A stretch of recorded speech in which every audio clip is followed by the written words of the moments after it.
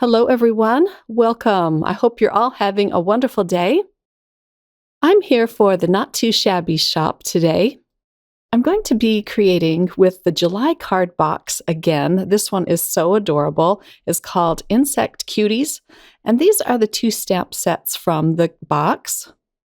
Now, this card box has sold out. They seem to go really fast.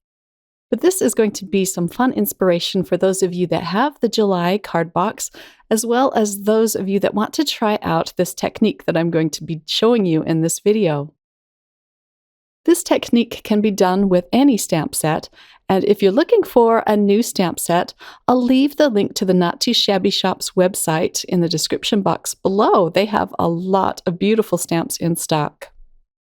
I'm going to create some shaker cards, and I'm going to start out by creating the windows. I have 4 different shapes that I'm going to use for these shaker cards, and I'm using a pencil to outline the different shapes.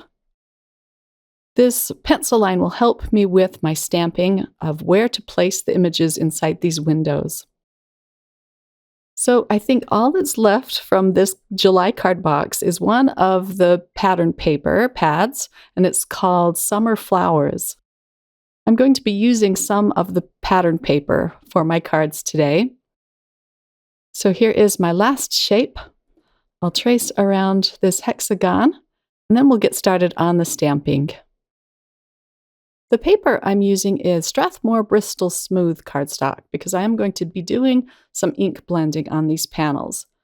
But first, for the stamping, I'm going to select all of my cute little images and have those ready to go.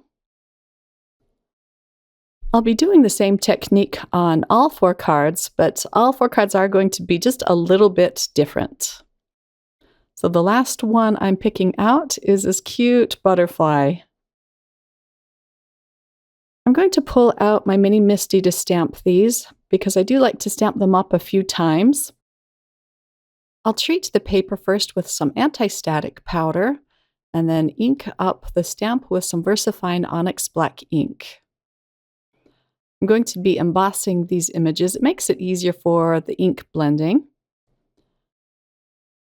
So I'll stamp this up about 3 times just to get a nice dark impression. And then this ink stays wet and sticky long enough for you to pour over your embossing powder. So let's pull out the clear embossing powder. I'll just catch it with a piece of type paper. But I just love this little bee stamp holding the heart. Okay, the next one is the butterfly. I'm going to stamp all of these images up, pour over the embossing powder, and then just heat emboss them all at once.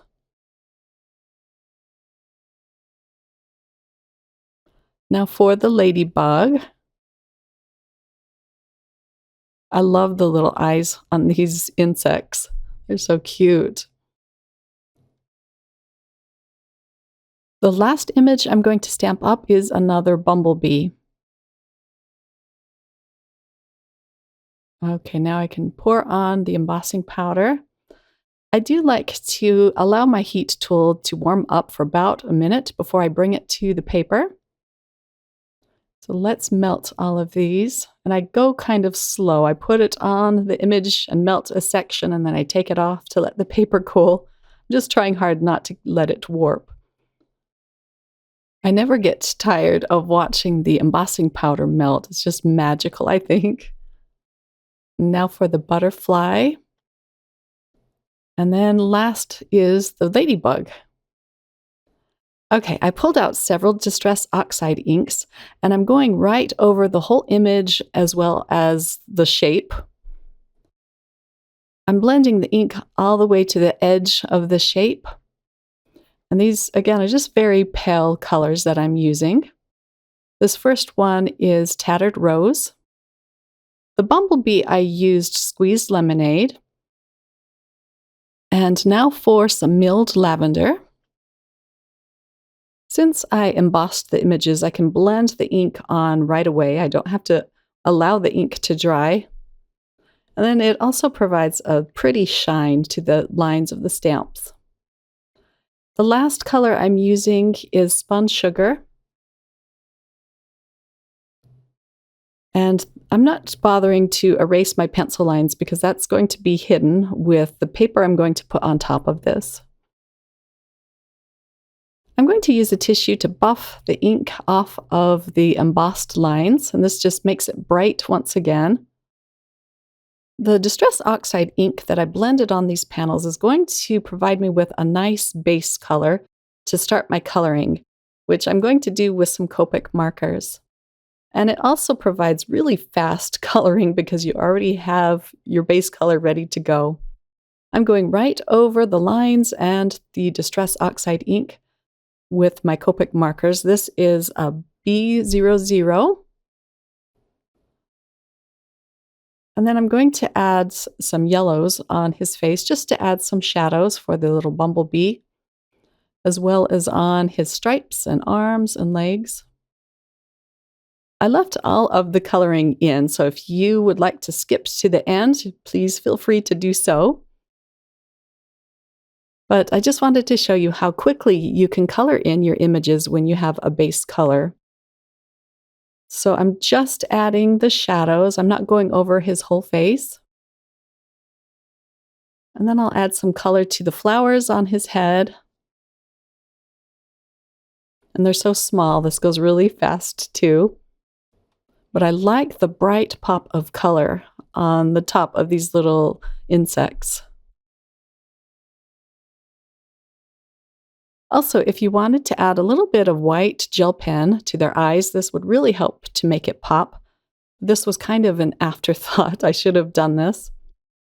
On both of the bumblebee images I'm coloring in, I do end up adding a blue colored pencil just to some of the sections on their wings, just to make it pop a little bit more.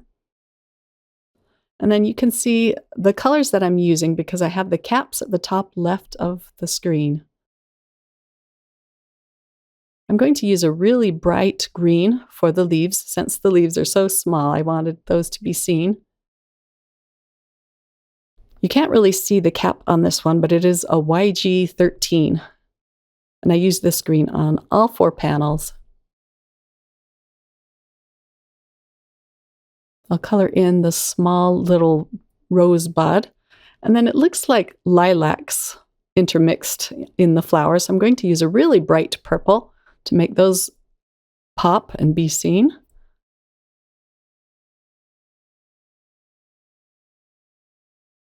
Let's add some pink cheeks with an R11.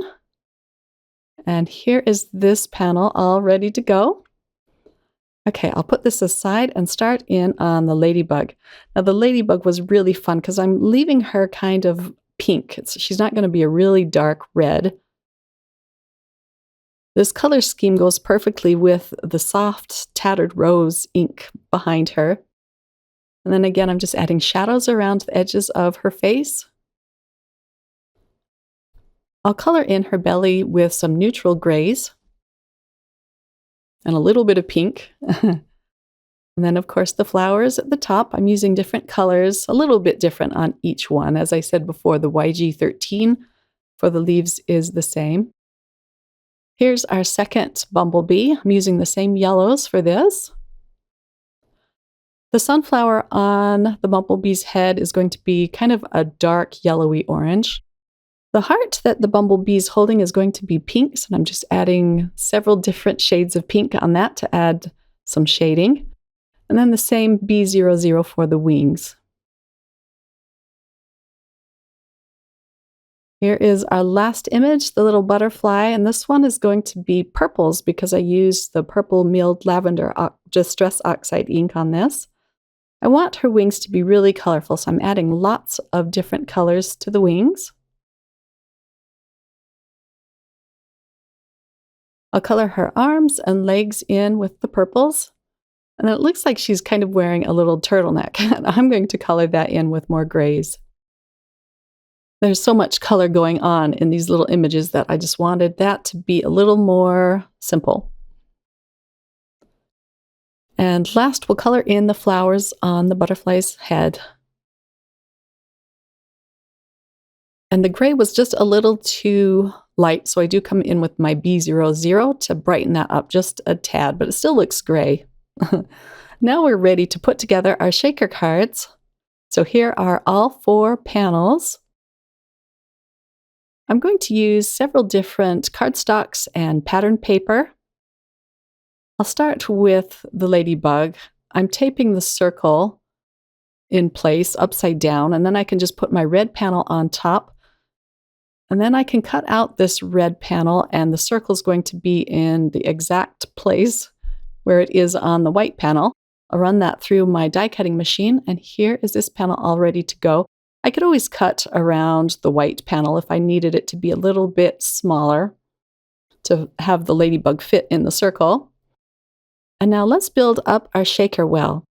I like to peel off the release paper from both sides. This way you can mold it around your shape a lot easier.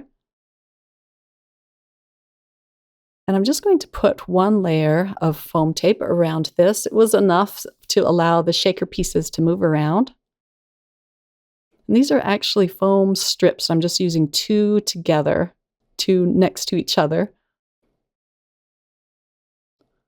Now for the other side of the circle, I'm trying to stay on the outside of the pencil mark.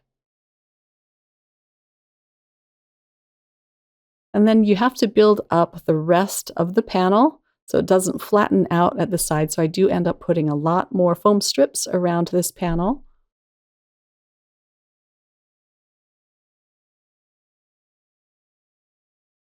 Okay, now for the fun part. Let's put our embellishments in this circle. I'm using some of the embellishments that came in the card box. These are adorable clay flowers, and there's also some clear sequins mixed in with it. I don't want to completely obscure the insect. I just want the pieces to fall around the bottom of the ladybug. So I'm not putting a lot in. Let's put the acetate on our window, and I'm just going to use a little bit of liquid adhesive to do this. You could, of course, use dot liner or double-sided adhesive, whatever you prefer. I kept the backing on this acetate just so you could see it better in the video, but that does peel right off when I need it to. Here we go, there's the window. And now let's try to line up these 2 panels. I cut out the part where my head got in the way because I had to look straight down at the panel to get it straight. And here it is. For the sentiment, I'm using a die, a word die that came in a previous card box. This says beautiful. I love the scripty font on this. I did glue 2 of these dies together just to give it a little bit of dimension. And then I'm going to use a sentiment from the ephemera shapes. This one says hello beautiful, but I'm going to just cut out the hello into a small rectangle and pop it up with another foam strip. I'll put that above the beautiful. I'll add some black gems around this panel, just so it doesn't look so plain. And that's all there is for this card. So I do the same thing for the 3 other cards, and let me show you all 4 of them completed. So here's our ladybug card. The bumblebee holding the heart, I had kind of a shaker card fail on that one. So I ended up fussy cutting the bee out and just creating another heart for the shaker. The sentiment on this card comes from the Buzzy Bees stamp set. I thought that went perfectly with this little bee holding the heart. On my 3rd card, I used some pattern paper from the card box and made a cute birthday card with this. I love how bright this one is. I also used some black and yellow sequins inside the shaker card. For the last one, I used more of the pattern paper from the card box, and this is the one that's still available in the shop if you're interested. It's lovely pattern paper. So the Not Too Shabby's card box is released on the 1st of each month, and I highly encourage you to check it out because they are just fabulous card boxes packed with beautiful products. Well, I hope you were all inspired to give this fun technique a try. Thanks for watching, everyone. Bye.